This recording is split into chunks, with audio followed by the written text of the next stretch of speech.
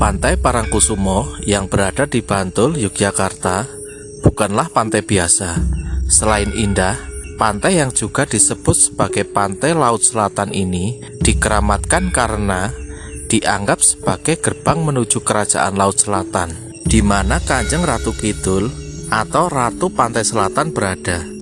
Pantai Parangkusumo merupakan salah satu pantai yang disakralkan oleh penduduk di pesisir selatan, karena pantai ini dianggap sebagai gerbang utama untuk menuju Istana Ratu Pantai Selatan, sehingga tidak heran jika banyak dijumpai upacara atau ritual-ritual khusus di pantai ini. Di dalam kawasan Pantai Parangkusumo terdapat petilasan yang dipercayai sebagai jejak sejarah dari Panembahan Senopati, sang penguasa Mataram.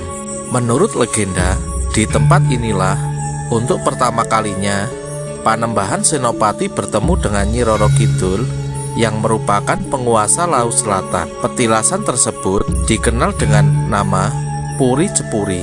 Di dalam Cepuri terdapat batu cinta.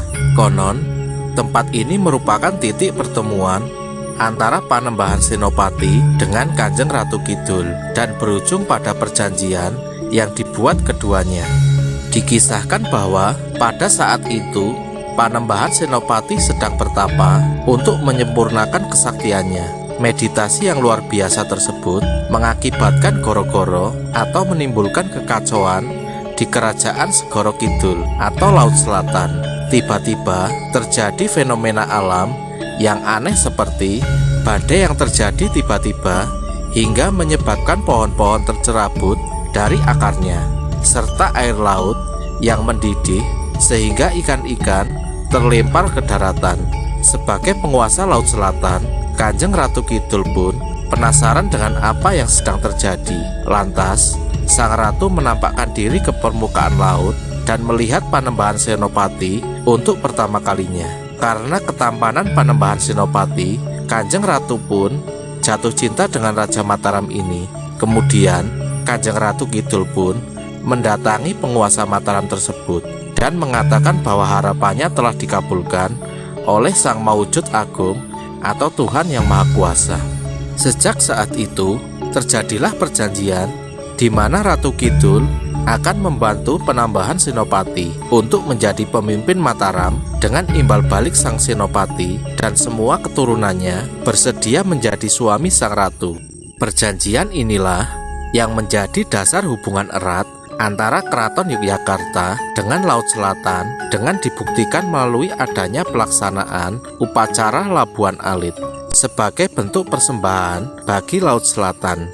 Dalam prosesi upacara Labuan Alit ini ada tradisi penguburan potongan kuku dan rambut serta pakaian dari Sri Sultan yang memimpin Keraton Yogyakarta. Prosesi ini dilakukan di dalam area Puri Cepuri. Legenda antara Panembahan Senopati dengan Kanjeng Ratu Kidul ini juga menjadi dasar dari orang-orang yang percaya bahwa segala jenis permintaan akan terkabul apabila memanjatkan permohonan di sekitar batu cinta. Kepercayaan yang berkembang ini membuat ratusan orang tak terbatas, kelas dan agama kerap mendatangi kompleks ini pada hari-hari yang dianggap sakral untuk berziarah ke batu cinta, karena diyakini bahwa dengan berziarah ke petilasan ini dapat membantu atau mensugesti untuk dapat melepaskan beban berat yang ada pada diri seseorang dan menumbuhkan kembali semangat hidup.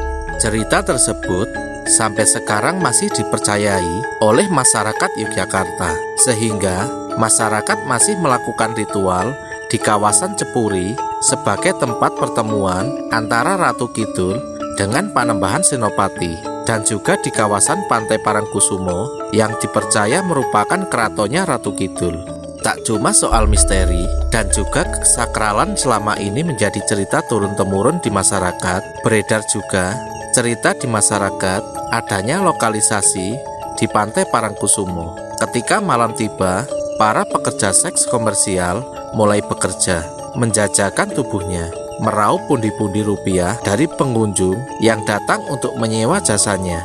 Benar atau tidaknya, kami tidak bisa membuktikan, tetapi Hal ini sudah menjadi rahasia umum. Bagi orang yang sering berkunjung ke sana, pasti sudah sangat paham akan hal ini.